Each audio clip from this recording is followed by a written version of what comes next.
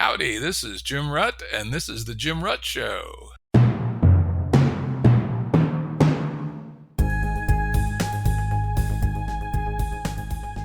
As always, references to online resources mentioned in the episode will be available on the episode page at jimruttshow.com.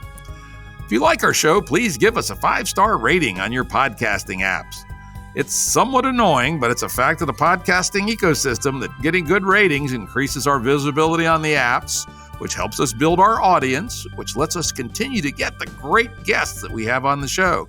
So please, when you're done listening today, give us a 5-star rating on your favorite podcast app. And maybe, if you're so moved, even write a review. Thanks. Today's guest is Max Borders. He was on the show once before. What was the name of that book we talked about last time? That would have been The Social Singularity. The Social Singularity. Quite interesting episode. Max is back with a new book, After Collapse, The End of America and the Rebirth of Her Ideals. Before we jump into that, let's talk a little bit about Max. He's a futurist, a theorist, a published author, and an entrepreneur. He's the founder and executive director of Social Evolution, a nonprofit organization dedicated to liberating humanity through innovation. He's also the co-founder of the Future Frontiers event, and just all-around interesting guy who I enjoy talking to. So it's great to have you back. Oh, it's always my pleasure. Max was on EP115, and the title was indeed The Social Singularity. So, After Collapse, the End of America. So collapse, what are you talking about here?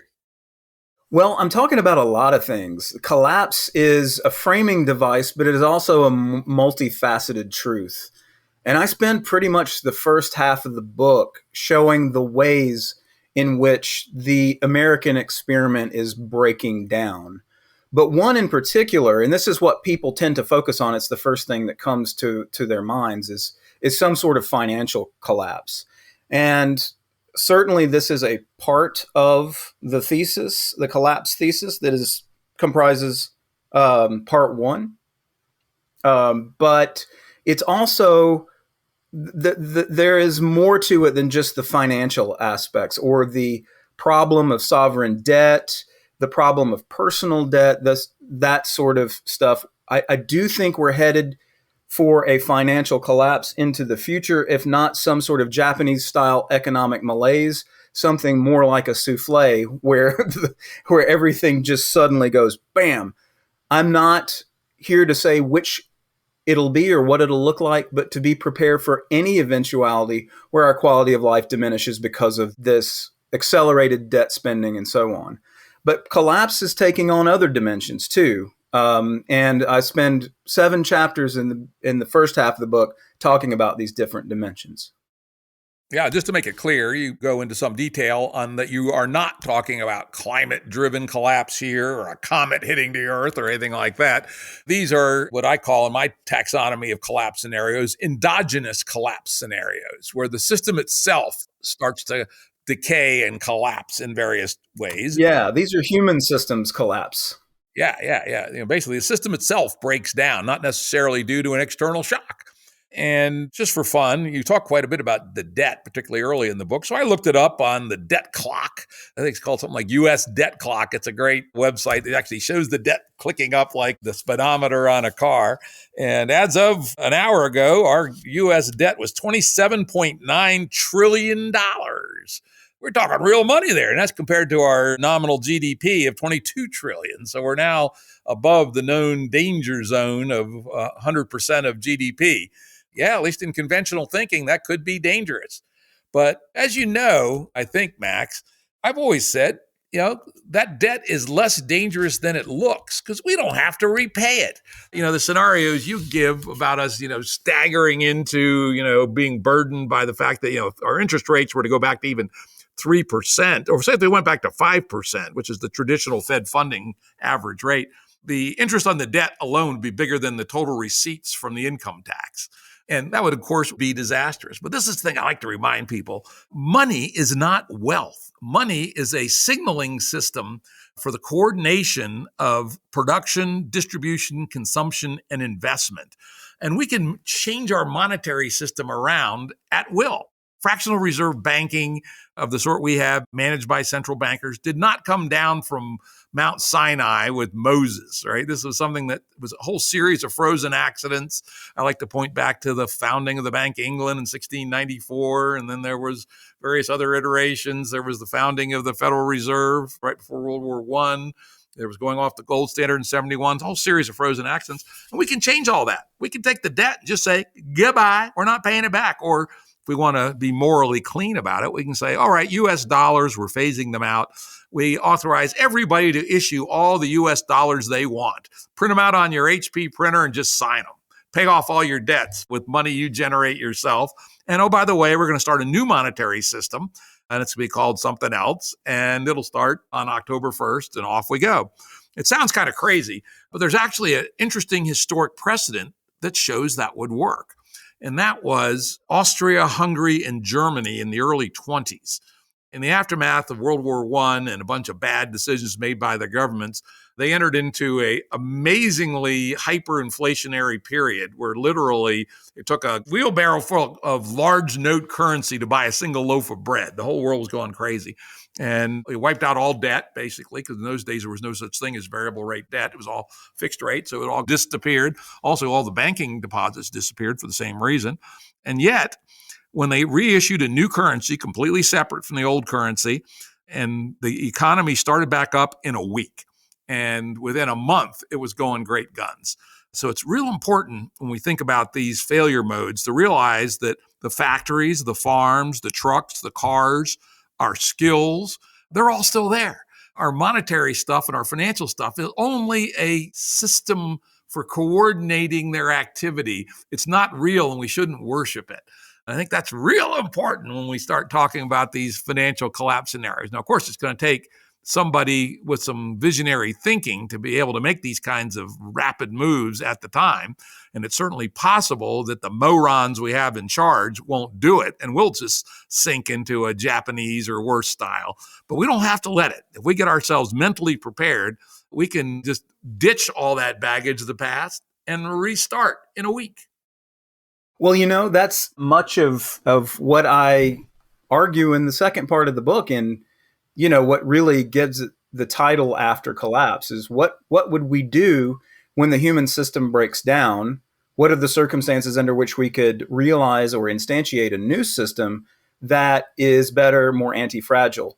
I certainly wouldn't want to start over with the system similar to what we have now. I think that would be a mistake. And I think someone with a view to a much more anti-fragile set of protocols might be the kind of wizard or mastermind that you, I guess, are imagining who would architect this new system. But it could also be a kind of an evolved state of affairs. We already have different alternatives to central banking that are starting to emerge in the cryptocurrency space. I know you're skeptical of these, but the thing about it is there is an ecosystem of these emerging, and they're in competition right now. We could very well see that ecosystem develop where different properties compete in real time with different other properties till we get a kind of an more or less equilibrating state that starts to emerge over time. We don't know, of course, but the thing we do want to look out for is repeating the mistakes of the past. And of course, it's really hard to imagine wanting to, walk around with wheelbarrows full of cash as they do in Argentina or in 20s Germany and Austria. So yes, we want to avoid that. And some sort of, I don't know if you would want to call it a great government debt jubilee or what, but if that is the way to minimize collapse, it is certainly worth considering. The system we have now, I think there is a point of mathematical certainty beyond which is too far to go. And that system, whatever it is, either needs to be waiting in the wings, or we need to be prepared for evolutionary processes for a bottom-up set of solutions to emerge and take hold. Maybe a bit of both, right? We have an interim standby. Now, it's interesting. My views of the cryptocurrency world are changing as some new projects start coming out, even though I'm still amazed at the price for Bitcoin. I still ain't buying none. Sorry. I do have some investments in some of the other altcoins that have done quite well. Probably time to start taking some profits. But some of the third generation projects like Cardano are actually quite interesting. This one no longer has the ridiculous waste of energy through mining. They have finally figured out how to actually be cryptologically secure with proof of stake rather than, proof of work, which gets rid of my biggest objection to Bitcoin. And Cardano also gets around the ridiculous bottleneck in Ethereum, where essentially all the smart contracts in the world are running through, the equivalent of one Commodore 64 and much, much, much more throughput. Still not quite optimal, but a lot better. So I would, look at Cardano as one project as a potential basis for, an evolutionary bootstrap recovery. Holochain, some really good ideas there. They're not as far along in actually getting the work done. So, yeah, I love that. I love the team. I know you've had Art on your show, the Holochain primary developer of that system. He is a fantastic mind, and I think some of the stirrings I've heard is that it's just that their team is reconstituting itself, and once that happens, if you're looking for a long play of interesting technology, Holochain is one of them. Yep. There's a lot worth keeping an eye on out in that part of the world as a way to enable one form of recovery or another from the traps that we get into. But as you point out, you don't just talk about financial collapse. You also talk about a whole series of other collapses. You mentioned our friend, at least my friend, I don't know if you know him, Eric Weinstein, and what he calls the suppression system of the distributed information suppression complex, or DISC, right? You also talk about the blue church and, how our collective sense making is starting to break down. And we'll talk about that a little bit later. You also mentioned a little bit about GameA versus GameB. Why don't you talk a little bit about your take on that? Yeah, I think it's interesting because what I've always found, and I realize, by the way, I am speaking to one of the godfathers of the GameA, GameB trope, metaphor, whatever you want to call it. So I want to stand humbly before you, Jim Rutt, in saying that it's because of you and Brett Weinstein that I'm standing here today having this conversation and have it in the book. You guys are a big influence on me. One of the things I've found in thinking about games A and B as a sort of a way of thinking in the abstract about social arrangements is the manner in which we get there, which you've done a great job of pointing out, probably in some of your episodes, but certainly in your writings. But also, what does it mean to be Game A? What constitutes a Game A system? What constitutes a Game B system?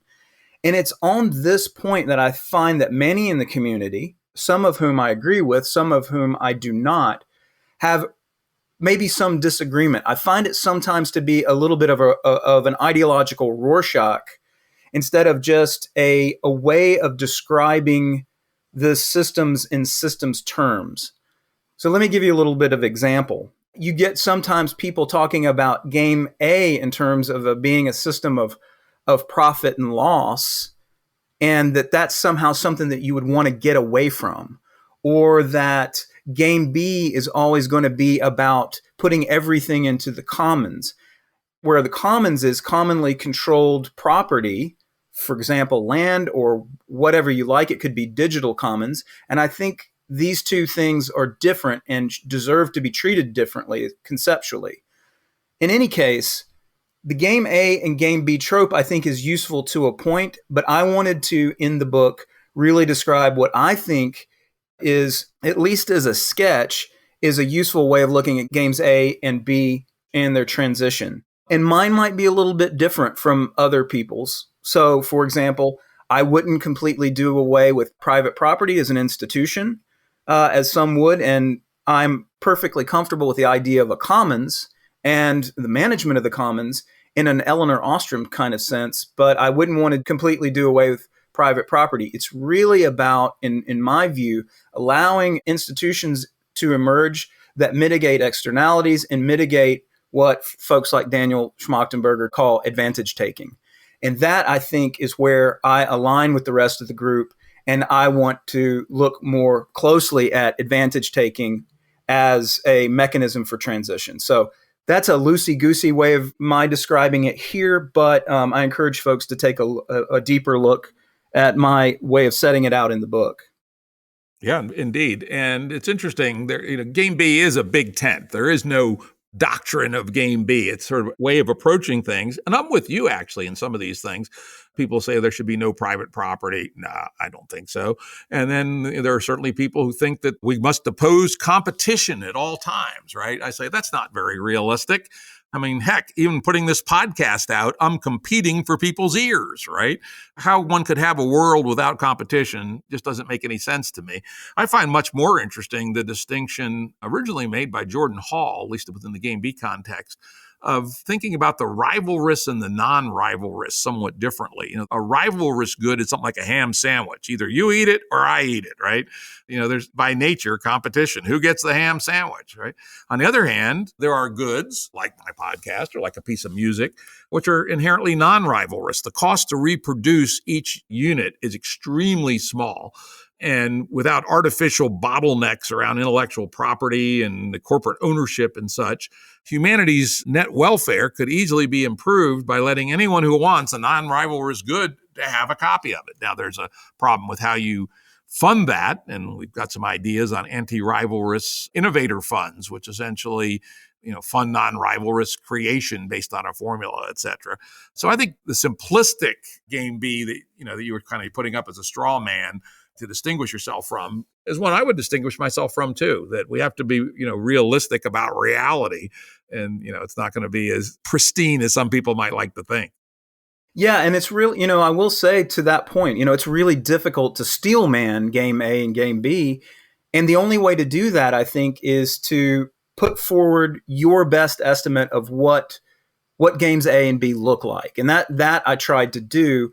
I don't want to be unfair to the group in general, but only to individuals who have tried to make it look more like their ideological Rorschach than someone else's. And in that, I think it goes too far. One of the early problems I found was this equivocation on the word rivalry, where you had, in one sense, one person using the concept of rivalry as competition and saying it's an unalloyed bad. And then in another context, they were using rivalry to talk about economic goods as being non-rivalrous, non-excludable, rivalrous, excludable, and so on. So you're absolutely right there.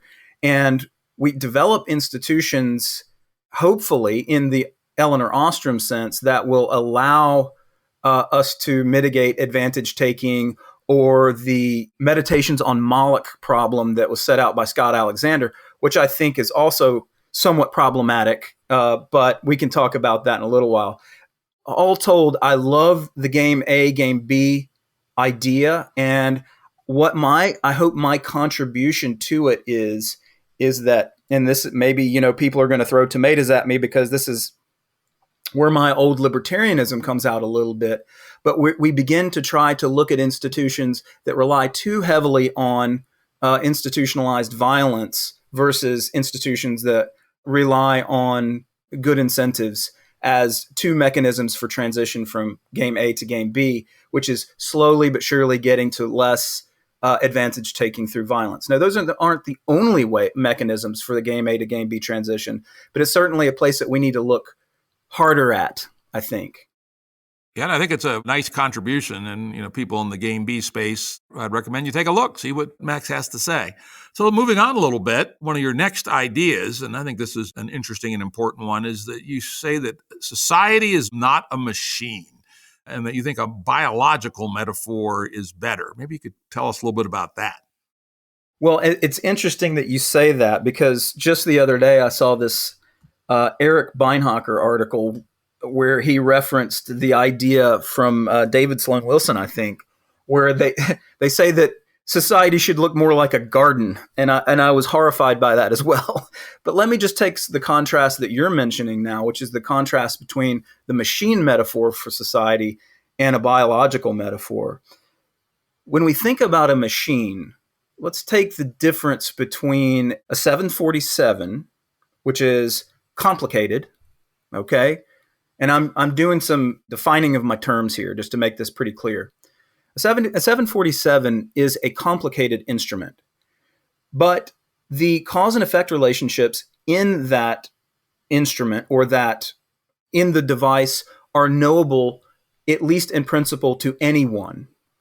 And so we call that complicated in contrast with something that is complex. A complex system, we don't always and are not always able, and as you well know, Jim, because of your experience with Santa Fe Institute, we're not always able to see or limn or understand otherwise the complex set of relationships among dynamic agents in a complex system. So the Great Barrier Reef or the Amazon rainforest is a different sort of animal than a 747.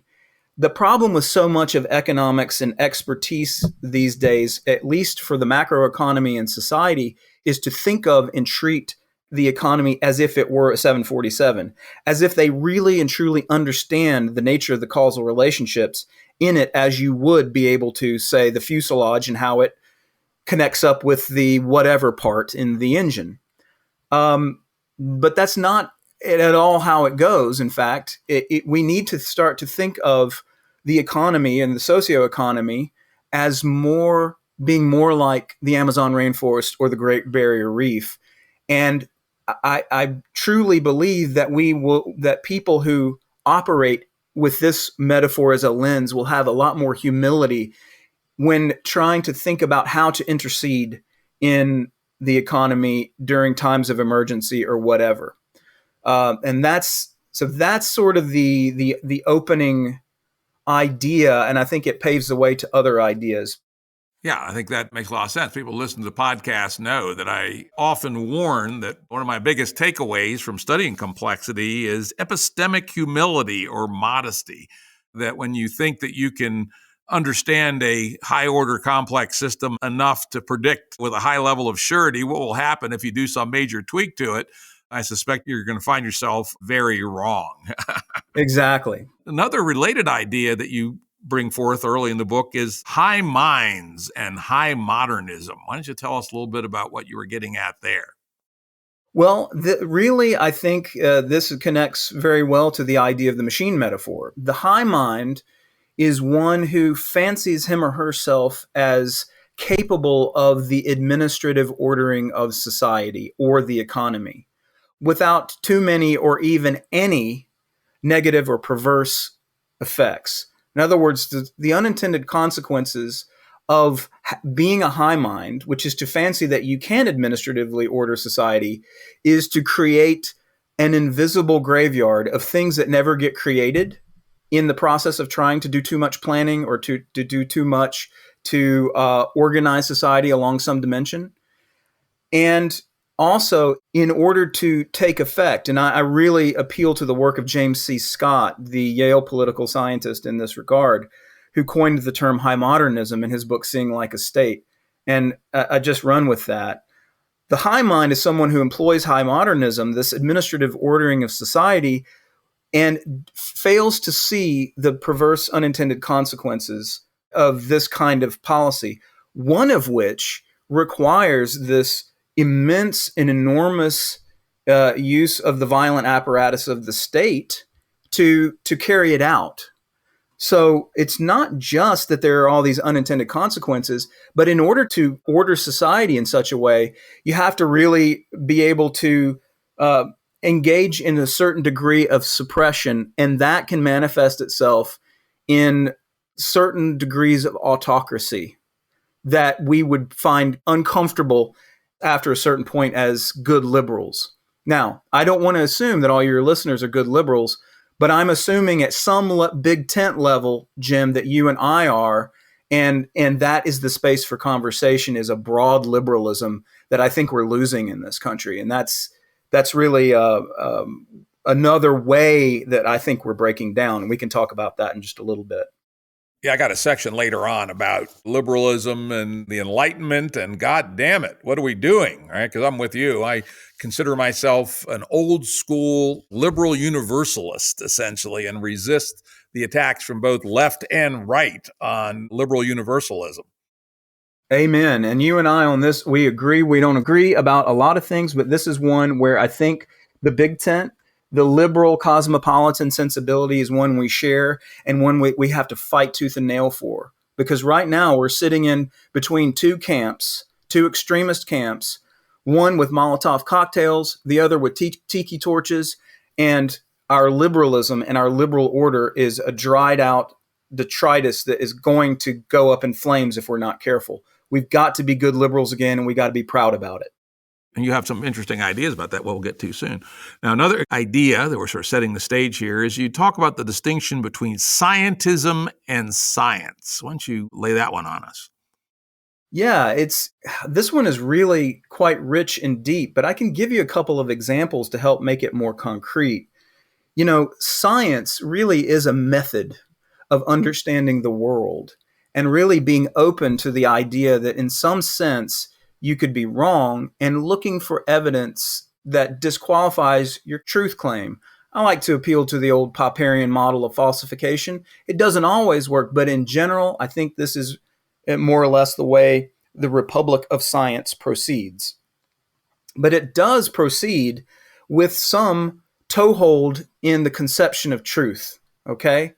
Scientism really is about imagining that you can use scientific tropes or thinking and somehow through a methodology that is reserved for the sciences and apply it to some domain that is probably best left to the philosophers. So, for example, trying to develop a moral order through the sort of the apparatus of state violence is really, it sounds libertarian again, but it is really a methodology that depends on scientism. This dream that you can use science to create society as you would create, say, the 747. And it's in scientism and that we get so many of these terrible articles these days that is an affront to real collective intelligence. Stuff like science says, studies show. This scientism as a mind virus to think that you're on the side of science when you might not be, and that you're employing the scientific method in other areas of socioeconomic self-organization, that can be a dangerous mix. And this goes back to the old, the work of F.A. Hayek, who won the Nobel Prize in 1971 for this kind of thinking. And it's pretty much boils down to this. Knowledge is distributed among billions of people around the globe. And when we start to think of knowledge as being centralized, we have to abstract and click out orders of magnitude that we miss resolution, we miss complexity, and we miss granularity.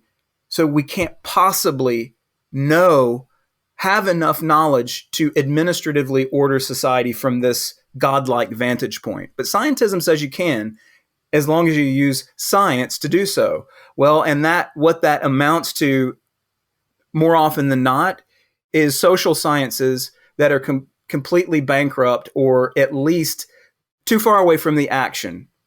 It treats people as if they were plot points. It lobotomizes agents in the system. It treats the dynamic as if it were static. And in all of these circumstances, you lose the benefits of emergent complexity. Yeah, I like that way better. Now, back to our previous topic, one of the reasons my knee jerked a little bit when I started reading this in the book is I also often hear these charges of scientism from postmodernists, right, who essentially deny the validity of science as a differentiated way of knowing as compared to, say, witch doctors or shit people just make up. And I'm, very anti that as well. On the other hand, here's what the framing I like on this is, to my mind, what you're really talking about is that for science to be truly useful, particularly the social sciences where we're dealing with inherently complex adaptive systems, is that your science has got to include complexity thinking. To try to think reductively very far about the social sciences is a dead end, or to try to project from, as you say, single small number of data points to, how are a billion people going to operate in the aggregate is a fool's errand. So, amending social science in particular to sort of have a mandatory complexity science appendix to it goes, to my mind, a long way to avoiding the bad attractor of thinking you know more than you actually do. Indeed, indeed. And this humility with respect to what we know and can know, I've learned a lot from people like, we talked about in the last episode, both Robin Hanson and Philip Tetlock, both of whom have been on your show, as I understand it, right? Tetlock, goddammit, never returned my emails. If you're out there, return my emails. I've invited you to be on the show. Tetlock, this is a great show. You need to get on here and talk about super forecasting and humility with respect to what we can predict and know. You'd be great on this show. So come on. Yeah, I've learned a lot from these guys, and their epistemic humility makes them really great at prediction and forecast. And yet they also know when to shut the hell up when they don't know something. And that I admire and certainly benefit from. And yet I'm here without any kind of economics degree, depending on the knowledge and information inputs from other people with the hopes of persuading the readers that a collapse is imminent. So I am guilty in some sense of being a hedgehog, but I do caution the reader to admire the fox, if that makes sense. Yeah, indeed. Yeah, one of the examples you give are, some scientism-ist looking at things are the neo-Malthusians. Now, it's interesting. The very first thing I ever wrote for publication was a refutation of the Club of Rome report back in like 1974 or something like that, where, the Club of Rome, as you recall, were saying that people will be starving by the hundreds of millions by 1985, and the world will end by 2000 and all this. And I basically, my analysis, which was actually published in a libertarian little student rag newspaper, I pointed out essentially the three things you did: institutions, innovation, and incentives. That, hey, you're making some linear assumptions here about a world that's inherently nonlinear. And we have a transfinite space to evolve into of learning how to do things better. And as it turned out, I was right and they were wrong. Here I was a college junior versus the army of the big brains. And they basically just took linear extrapolations and didn't realize that complex adaptive systems will adapt.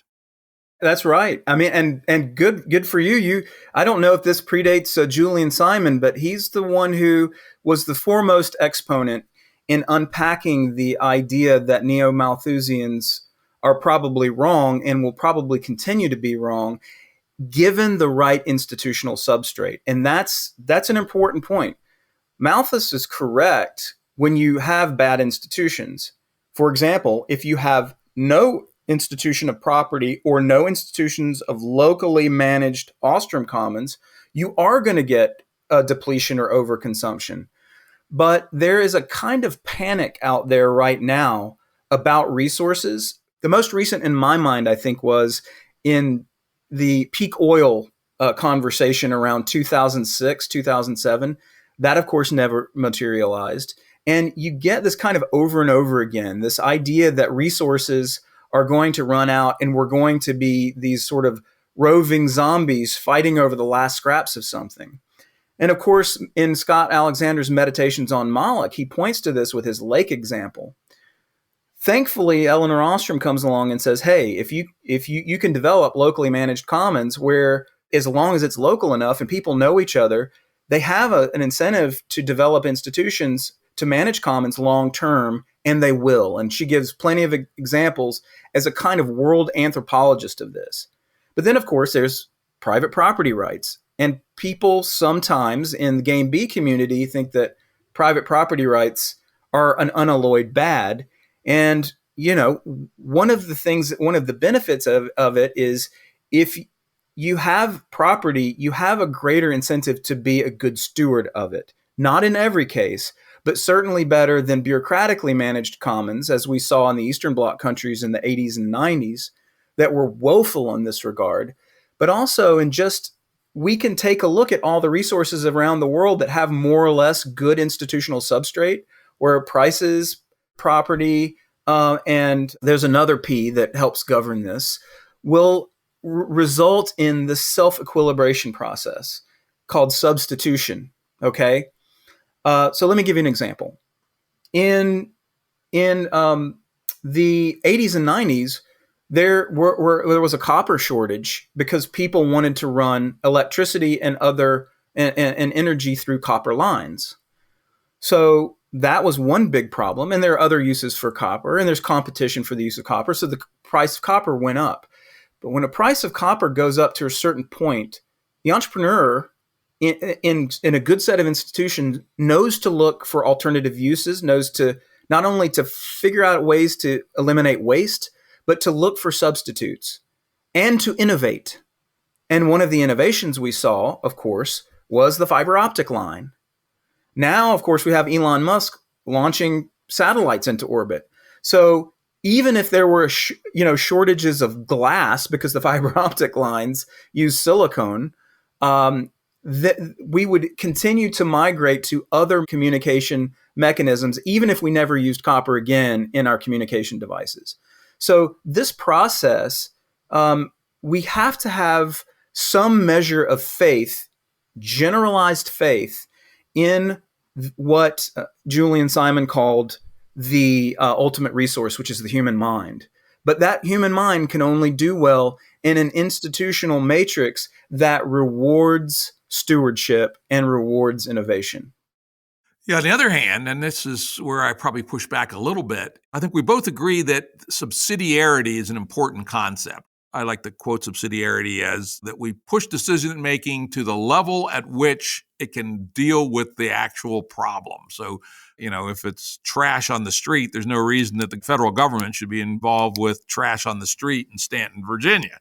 But some of the issues that we confront, and particularly climate change, global warming, does seem to require serious social coordination and some institutions and incentives at a level that we've never had before. And so there's a challenge there that a reflexive do it all locally, while good for a lot of things, may not be good for solving coordination problems and defending a true global commons. Yeah. And look, I think so the problem, the reason that you want to have a local commons management simply is because that large-scale management of the commons almost always fails. And I hate this fact. It would be wonderful if we could have a more robust commons management system at the level of the globe. And we had armies of angels staffing the UN that would be able to get everybody in line and mitigate the problem. That's just not the case. And the reason I want to be realistic about that is just assuming that global warming is going to be a serious problem in the future, as it is now.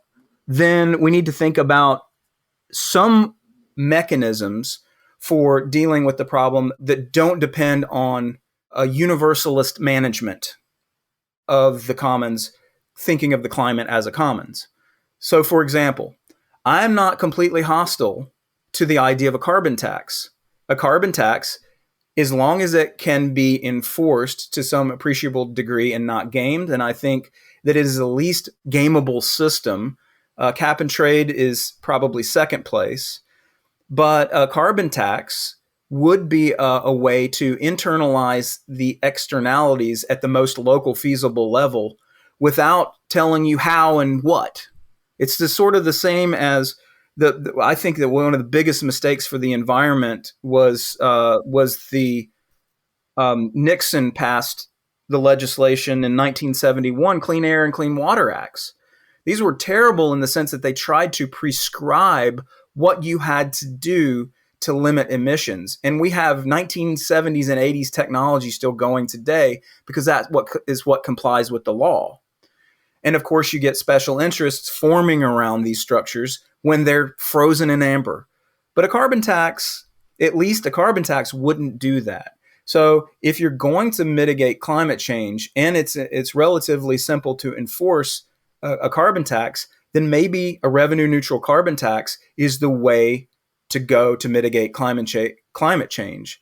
There are problems with carbon taxes, obviously, but I think this is probably your best bet, and perhaps investment in a more diverse energy portfolio that includes something like nuclear and that's high impact and maybe capital intensive for the near future. So I'm not going to be doctrinaire about those things, but merely to point out, to say, what are the systems that allow people to adjust locally and at the periphery, rather than ones that try to exert command and control structures? Those are going to fail.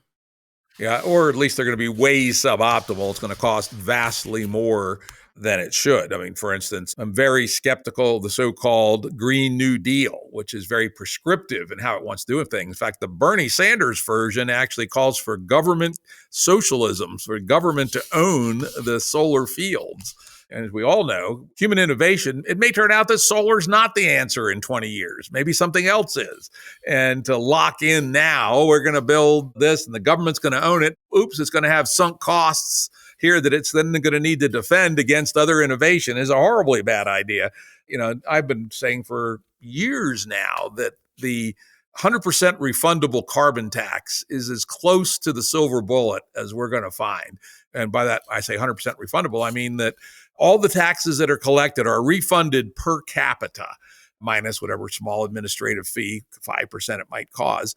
And people say, well, wait a minute, that won't change any behavior. I go, yes, it will, because at the point of actually making a decision to spend, $3 on a gallon of gas or $3 on a 6-pack of beer, the implicit tax in the gasoline from the carbon tax will push you towards the beer, even though if you're an average consumer at the end of the month, you'll get your check back and all will be well at the macro level.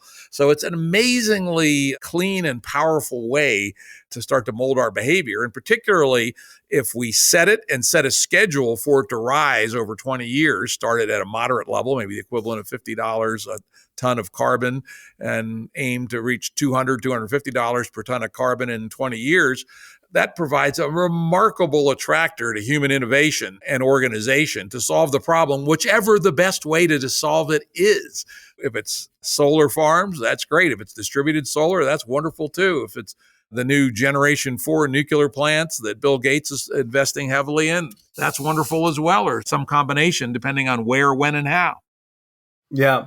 Well, and what's interesting, a lot of people don't know that the United States, though it is a massive emitter of carbon dioxide and indeed of methane, that the United States has turned the corner, pulled back in its emissions growth, and that it is actually getting better and better, that the environmental Kuznets curve, which is a rendering of how much effluent or pollutant or whatever you like through time, is going down. We've hit our peak and we're beginning to go down.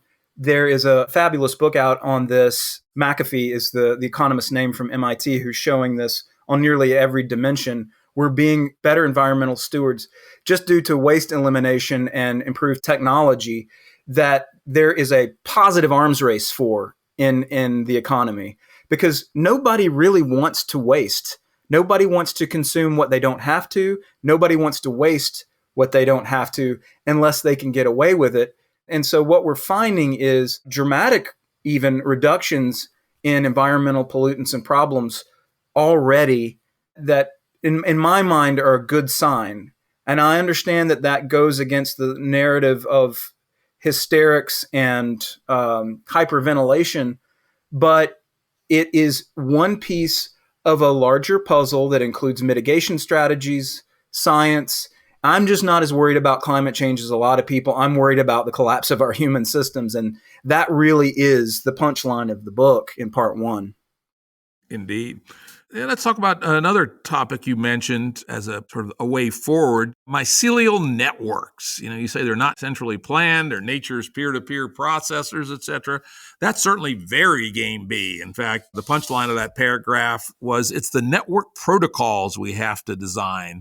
This is something that Jordan Hall and I talk about a lot, which is that, the best thinking we need to do is on our network protocols, and then let the networks wire themselves up. Yeah, and this is an extension of the example we were just talking about, perhaps with climate change, but it also, I think, it really does hold across the board. We have this.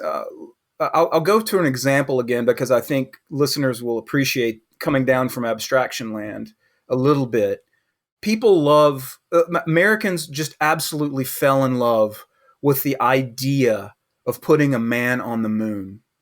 And this was this sort of linear thinking that, that you could do this. It was so, at the time, this whiz-bang technology where in the 1960s, like we could really beat the Russians and put someone on the moon, and we did it. And this is really the shining laurels of technocracy, is getting a man to the moon. But again, this is the best that the high minds have been able to come up with. And it is very simple. It is a complicated system, but it is not complex. What we have done is taken this kind of thinking, this kind of technocratic thinking that we can do anything with enough largesse and enough planning, we can put a man on the moon. Well, if we can put a man on the moon, we can fix the economy, fix this social problem, fix that social problem through largesse and central planning. And my hope is to, in some sense, disabuse people of this notion. We need to come back from that precipice, especially if there is a national emergency, because more of the same will be catastrophic. The rollout of the vaccine for the pandemic has been just one tiny example of something that could have been handled so much more effectively and easily through other means. What do I mean by these mycelial networks? Well, the mycelium, I think is what it's called, is a underground network of plants and fungi that are able to communicate with each other about the circumstances of the environment. And so they're able to coordinate in such a way, the plants, through these signaling mechanisms in a network that allow them to survive and thrive despite changes in circumstances. And this is about naturally evolved network protocols that we're only beginning to understand in the 21st century, the mycelial network layer of the ecosystem. And it is just, its insights are profound. People who are into complexity science already are into it. They already love it. They know about slime molds. They know about self-organizing systems. This metaphor I contrast with what is called the moonshot mentality. And with all apologies to Peter Diamandis and Elon Musk, that shit's got to go. That message has got to go. This moonshot language, I think, is destructive to some degree, Jim, frankly, because what Diamandis is saying is that we should all try to be like Elon Musk and have 10x thinking on everything. And it's sexy and it's fun, and we all see Elon launching rockets and developing really cool cars. But what we don't see is the opportunity cost of this kind of thinking when applied to scale. And as you and Jordan Hall point out, as you've told me that you've pointed out, is that the development of network protocols is far more important because it allows the agents within a system to respond locally and in real time to exigent circumstances. That's the change we need to get to in terms of GameB systems before we start thinking about some entrepreneur or some visionary like Elon Musk or some president like Kennedy who says we're going to do this through largesse and planning when it's not going to work. It's not likely to work. It's likely to collapse and waste a bunch of money. What we really need to be thinking is how agents in a system respond in pro-social ways to each other and allow that to grow in mycelial fashion. That's the contrast I'm trying to bring. Yeah, and that's a more evolutionary approach, small steps. But I would turn that around and say that probably the right optimal answer is some mix of the two. For instance, one of the giant complicated projects humanity has committed itself to undertake is the development of fusion power. This is a long-term project. It's going to cost probably hundreds of billions of dollars, and it might fail. And yet, if it succeeds, it'll change everything. And so it strikes me that a global level society or our species ought to be thinking in a portfolio theory where we put some small percentage of our bets on these big complicated projects, these moonshots. And if enough of them win, the benefits that come from them are astounding. You know, we've all heard about the number of spinoffs from the Apollo missions, though you did joke about it. What about the spinoffs from the Russian space program? Probably not as good, borscht in a tube or something, right? But I'm not so convinced that some number of moonshots doesn't belong in our human species portfolio. But on the other side of it, most of our learning is going to be decentralized and evolutionary. And so, sort of trying to get a balance between the two is perhaps a better way to think about that. Well, and that may well be true. I am a little more hostile than perhaps you would be to the likes of Mazzucato, who is an economist out of the UK. I think she's actually an American, Italian American, or American Italian, or both. But she actually works in the UK and does most of her research there. She is really big on this idea of massive government investment in R&D. And all I would say about this is as follows.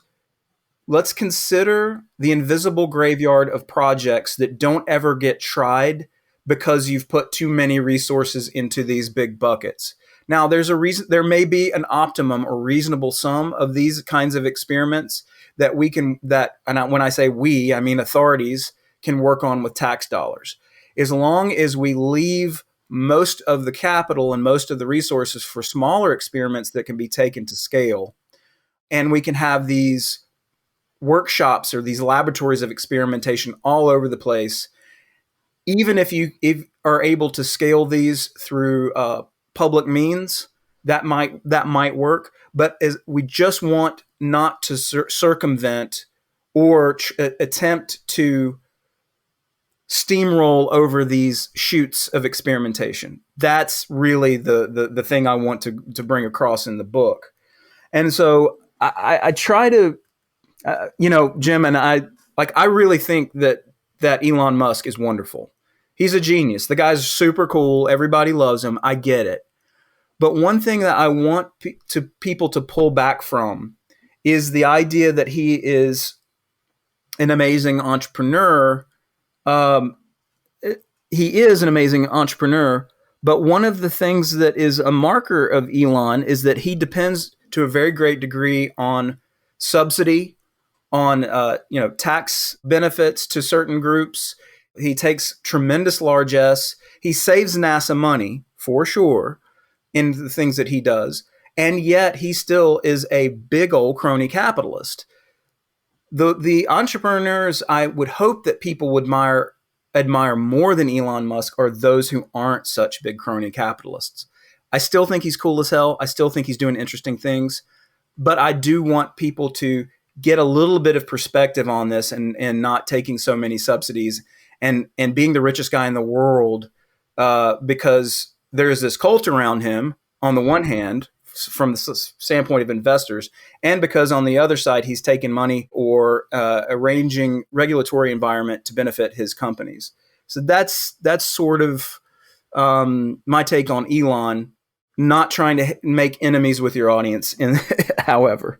But I'll turn that one around a little bit. As you pointed out earlier, Elon with his internet, was it called Skylink network? We've just signed up for it here. Hope to get it by the end of the year. We have shitty internet here deep in the mountains of Virginia. And having, 100 megabits, holy moly, right? At my farm, we have 7 megabits on a good day with the wind. Up here at my office, 25.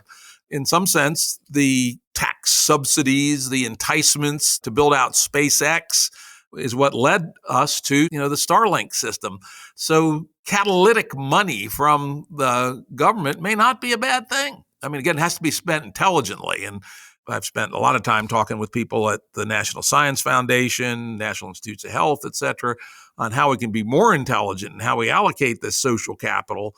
But I'm afraid that in a world as big as the one we're in, we're going to need some of that society level capital to entice the entrepreneurs to move forward. And, Elon Musk is a perfect example. And look, I don't want to be completely doctrinaire about it, and I'm not in the book. Again, the reminder to people is you don't know what doesn't get created with the same dollar. In other words, the invisible graveyard of possibility builds up the more you spend on these projects. And it's very seldom that we see the failed projects. So I see what you mean, but we always have to think about, look, as GameA as it may sound, we do continue to have to think about opportunity costs. And sometimes opportunity costs are so invisible because they amount to innovations that never get created because resources were diverted somewhere else. And that's important to point out. I do think that we, all of us, myself included, intend to focus on the positive results of social investment. And yet we also know that an awful lot of it's wasted. And it's important to keep that in mind. Let's next move on to kind of a double conversation here. You talk a bit about David Sloan Wilson, who people in the GameB world often point to as an example of good thinking, and his Evonomics idea. You don't seem to like it too much. And then at the same time, you lay out in considerable detail what you take to be a new view or an updated version of the invisible hand. Maybe if you could compare and contrast David Sloan Wilson and what you think a better invisible hand might look like. Yeah, I mean, I think that my invisible hand looks in more or less like the old invisible hand of Adam Smith, but applied to contexts that we don't often think of them being applied to, such as governance. And I'll get back to that in a moment. But let me talk about why I don't really have a lot of. I don't want to say I have disrespect for Evonomics, but I think that a lot of what it sends out is the wrong message. What Evonomics does, in my view, is acknowledges a little bit of the problem, grudgingly acknowledges the problem of the machine metaphor. Okay, but it still is a masquerading version of high modernism from my perspective. And here's why. I think, do you remember the group, the Discovery Institute? And there was some debates back in the early 2000s about orthodox Darwinism versus the Discovery Institute, where they want to say, yeah, Darwin's okay, but we think that there's this prime mover at the beginning that is this intelligent designer. All bullshit, in my opinion. Well, I agree. And I think that the twin theories of evolution and emergence, for example, that come straight out of Stuart Kauffman, who is one of my favorite thinkers, is really as close as we're going to get to describing our socioeconomy with respect to and comparing it to our living systems on the planet. And so Evonomics really boils down to is analogous to intelligent design. And I think the idea that you can intercede with an invisible hand into a complex system and make these kinds of pro-social changes is going to reach its limits quickly. One of the things that we all know about complex systems is that small changes to initial conditions result in macro effects that almost always we can't anticipate. And that if we try to use intelligent design thinking, but balance that against evolutionary thinking, we're going to be in trouble. And this is where I think Wilson and others use the gardening metaphor for society and civilization, that it should be tended like a garden, and that there are going to be these high modernist gardeners, these high minds, who are going to do it. Well, I'm here to tell you I am an orthodox Darwinist in this regard. And so the way I see economic systems is, look, there's got to be experimentation within the economy. And we've got to have mechanisms for trial and error and failure. The systems of profit and loss, revenue in excess of costs, are a good one that are time tested. I don't think we want to jettison that in going to GameB. What's more GameB, however, is that we have some federalism, some subsidiarity that allows for more tweaking of economic systems. If you want to try your experiment, have it be far less system-wide and catastrophic, far more localized. And if you want to try whatever the thing du jour, whatever the idea du jour is, whether it's a universal basic income or a carbon tax or whatever, you start to see what the incentive system produces from that. But the meta system is not a monolith. So failure is not catastrophic and system-wide. Failure is localized. And so I believe we can develop markets in governance, and that requires some kind of subsidiarity. And you and I can talk more about that if you like.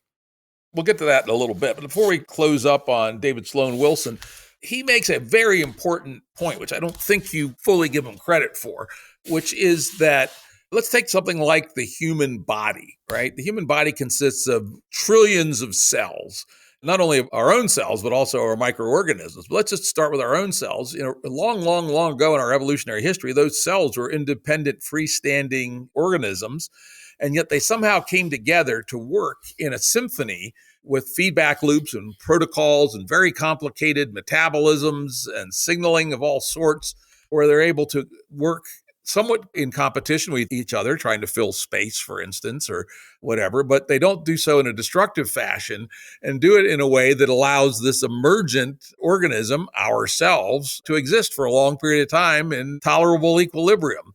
And one can think about that in complexity terms as downward causality. The existence of the human implies certain things about how the lower level units need to react with each other. And then what has evolved over time is more and more efficacious communications protocols and transport protocols to make that happen. And in its pure form, that's a little over visible handish for my taste. But in terms of thinking about the importance of flows and protocols, I think it's actually very inspirational for the GameB work that we're doing. I actually agree with you on that, except I would disagree with David Sloan Wilson about the level of description at which that is described, such a phenomenon is described.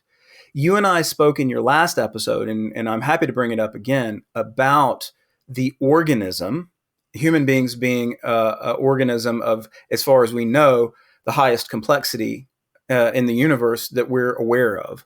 Now, we're probably being monitored by aliens right now, which is great. I just want to say hi to the aliens out there. Please don't eat me. But if humans are the high, as far as we know, the highest level of description, that is at the level of the organism. In my mind, the appropriate metaphor there, the comparative metaphor, is the firm. So we can have these hybrid systems that mix this network protocols. We can apply systems like holacracy, and those holacracy can be scaled to some degree.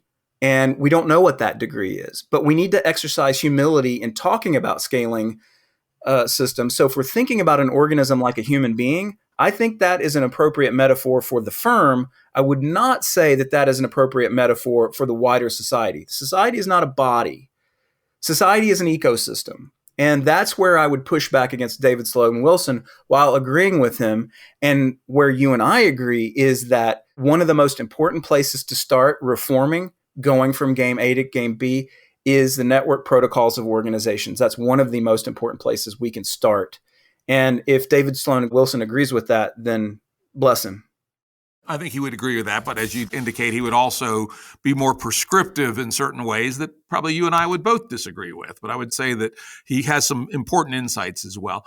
Let's jump to that now and talk about the firm. I think one of the things that gives many of us pause about unbridled invisible hand is the result, particularly in the modern world, with reduced friction and positive network effects. Remember, classic microeconomics actually assume negative scale effects. Things got more expensive the more you made of them beyond a certain point, and hence supply and demand crossed and firms were of limited size. But in our modern world, we are in a world of gigantism. Why in the world does there need to be one Walmart? And the reason is that they have a series of advantages, most of which are small, but in the aggregate add up to just enough at the margin to crush everybody else. And, the one truism of economics is everything happens at the margin. And so we end up with Walmart that crushes everything in its sight, and literally no one can compete with it, except maybe Amazon. So is there things that are fundamentally wrong with the invisible hand, particularly in its modern, low friction, increasing returns to scale business models that we need to think about? My favorite is a gigantism tax. Literally put an explicit tax on the gross receipts of companies based on their size. And maybe it starts at 100 million. And by the time someone gets to 20 billion, which is a mighty big company, 20% of their revenue might go to the anti-gigantism tax. I can guarantee that if Walmart were subject to such a tax, it would break up into 3 or 4 store clusters really fast. So it strikes me this is one of the unforeseen resultant effects of late stage hyper financialized capitalism, is the tendency to one big winner based on the reduction of friction and increasing returns to scale business models.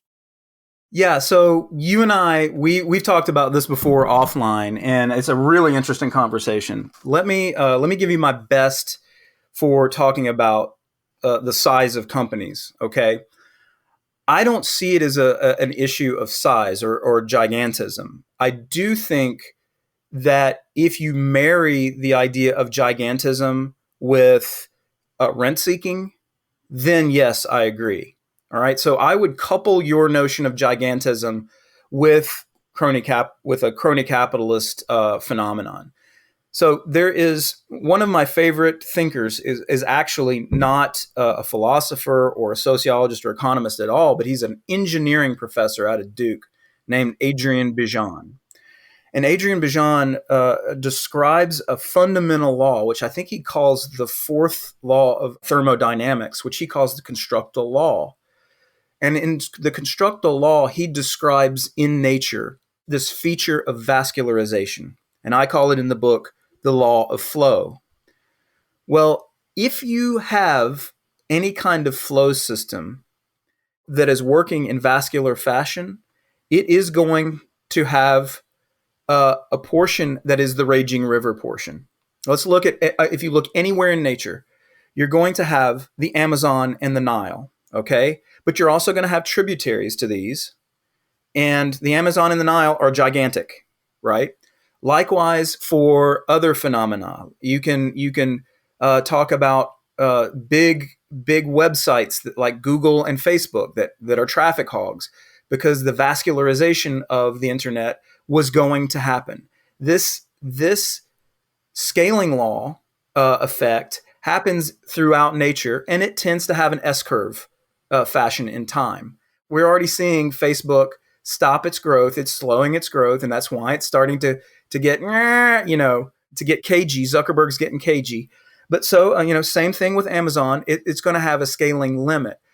The question is, from the standpoint of aesthetics, whether that scaling limit is, if you like the gigantism or not. And I think an aesthetic view of it isn't the important question.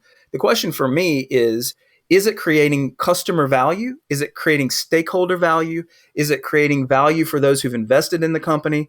Is it creating value in the value ecosystem it occupies? Just as the mahogany trees in the rainforest soak up all the water and a lot of the carbon dioxide in the forest, we see natural living systems follow this vascular pattern where you have few large and many small down to the tiny. That is a process that living systems have that I would not want to disrupt, except and unless the gigantism is, as Daniel Schmachtenberger would describe it, advantage taking. If it is somehow found a way to exploit people or planet in a way that is unacceptable, and it is not paying for its externalities, and it is not paying for its displaced costs, then absolutely. Then there should be an institutional mechanism for resolving that gigantism. But if it is creating value for stakeholders, I don't think size is an issue, really. We can then have a debate on whether or not you can tax the personal wealth of someone like Jeff Bezos after taking profits. How many yachts does the guy need? But that is, to me, a different matter. In fact, I don't even think you should tax corporations at all. They can grow as long as they want, as long as they're not displacing costs or somehow being predatory in their orientation. And that's sort of where you and I have a lot of contrast in our views, I think. Yeah, I think I'm still sticking with the fact that there's something big lost in the ecosystem when a Walmart utterly dominates a business that's not inherently a scale-based business. It's not building 777s. It's basically running a fucking store, right? And through a series of network effects and at the margin, small differences and corruption. They're here in Stanton. They basically put the 3 local towns into a competition. Who wants the store, right? Who gives us the biggest tax abatement? And our town ended up giving them a 20-year tax abatement. And gigantism will lead to that. Well, I don't like that. It's cronyism. You and I agree on that. Walmart shouldn't have any special privileges, especially if they're big. Yeah. Anyway, let's move on. We're getting short on time here. We've got about 10 minutes left, unfortunately. I'm only about a quarter of the way through my topic list here. This was an extremely interesting book, as I mentioned earlier. Let's move to one of the things you focus on late in the book. I'm afraid we're not even going to get to the solutions, which is kind of a shame. Maybe we'll have you. Why don't we do that? Why don't we get you back for a shorter episode on the solutions side? Because we're not going to get to the solutions. And so the last of the problems we're going to talk to is this kind of crazy breakdown of our world around wokism, identity politics, postmodernist claptrap, and that kind of stuff. Absolutely. Yes. I'm happy we got to squeeze this in, and I'm even more delighted that you're going to have me back to talk about solutions at some point. But yes, let's talk about wokism. You basically talked a bit about it in a late chapter. I think it was called Breakdown of Discourse and Civil Order. And this is a radically anti-liberal. In fact, this is a good time to also lay out your idea of liberalism as the right way and the alternative to the illiberals of the right and the left. But then let's also talk specifically about the left forms of anti-liberalism, which I don't think get nearly enough credit for their anti-liberalism. Yeah, absolutely. I think one of the things that wokeism depends on is the following dynamic. There is no cost in wokeism to being wrong, to being inaccurate, or to speaking in equivocation and falsehood. Now, you might say, well, Max, this is, postmodernism thoroughly, disabuses us of such Enlightenment notions as capital T truth and so on. But we do get inputs from the world. Yes, there is a lot about postmodernism that is a good critique of the Enlightenment. And I readily admit that and agree with it. But it goes too far. And when that critique turns into a mind virus where simply political utterances made without any regard to what the world actually looks like or the dynamics or phenomena in the world you get serious problems. And let me give you an example, and this may get me tomatoes thrown at people's screens or whatever they're listening to this on. But let me just give you an example. I am, as someone who leans in an anarchist direction, I am pretty darn hostile, and we've talked about this in the last episode, to police violence. I think there is too much police violence in America, and I think it's an institutional problem.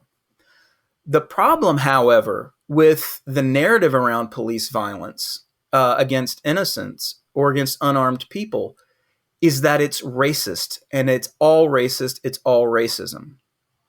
Everything is fucking racism. If you have a narrative that everything is racism or everything is the oppressor versus the oppressed, and this is just a speech act in which you bring forth a false truth without any reference to statistics, reality, any other approximation of what's going on in the world, then what happens is that gets propagated and pollutes the information space or the information ecology, as our GameB friends like to say. And we get this propagated narrative that everything and everyone is racist, and racism lies around every corner, or sexism, or whatever ism you like, that plays with this dynamic of oppressor-oppressed.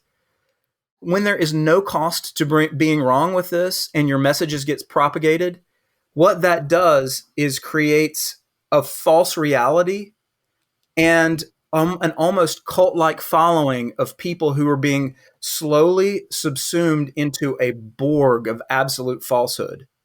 I'll give you a quick example and then I'll shut up.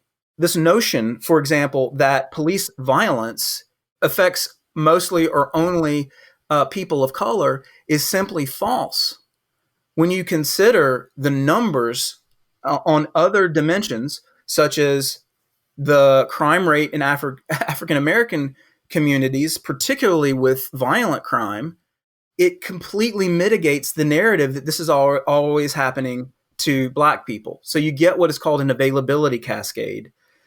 And an availability cascade is a phenomenon outlined by Cass Sunstein, who's a really bright guy, that basically says if something happens and everybody pays attention to it, they tend to extrapolate or infer that this is a massive problem and that this particular instance was the tip of the iceberg.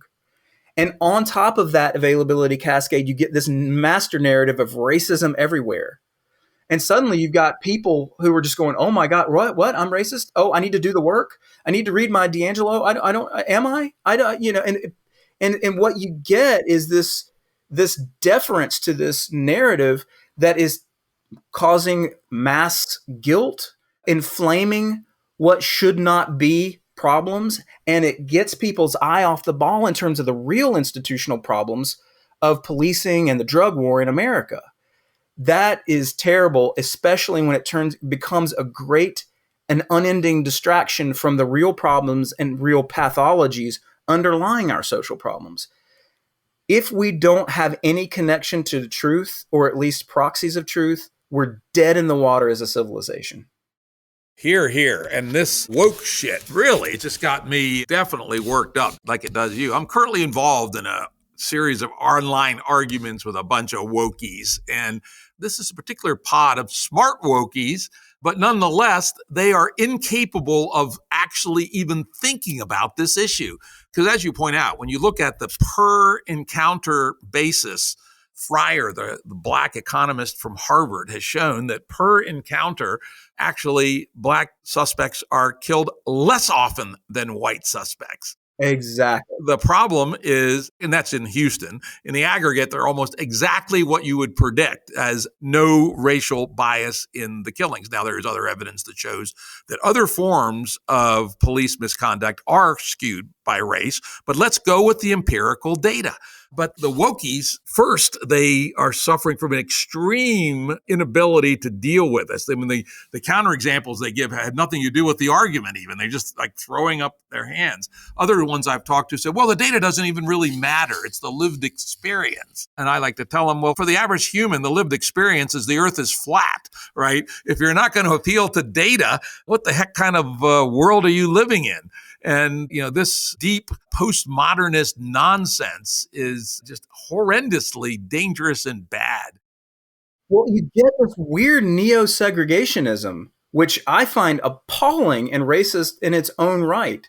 That the idea that white people, and it's the purview of whites, to use reason and evidence and seek truth, and that for black people, that there's some sort of separate phenomenological or epistemological matrix that they should and do function in, that the only answer to that, first of all, that's completely fucking wrong, but that the answer to that is that you use speech acts, political speech acts, to create new realities. That's exactly what they're doing.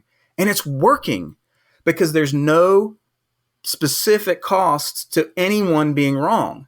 This is why I'm struggling in the solutions part of the book to help us improve our collective intelligence, not just with the kind of discernment and patience and wait and see attitude that folks like Hall and Schmachtenberger practically beg us to use in these circumstances, but also systems, architecting new systems that somehow, some way will incentivize truth tracking. But I'll leave it at that.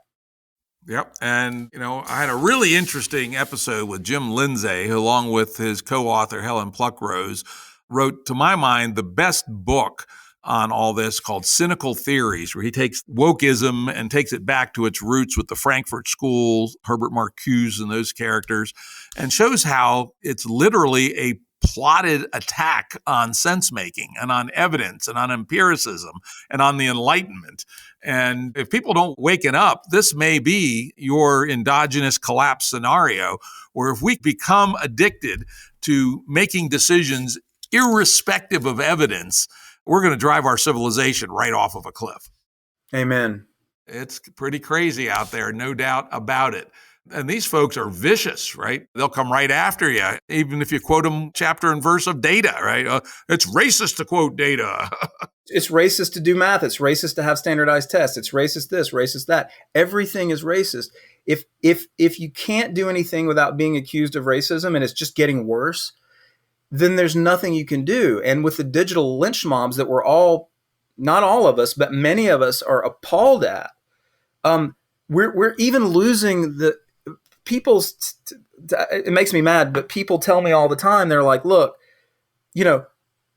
these social media platforms who censor people, it's their private property. It's their business.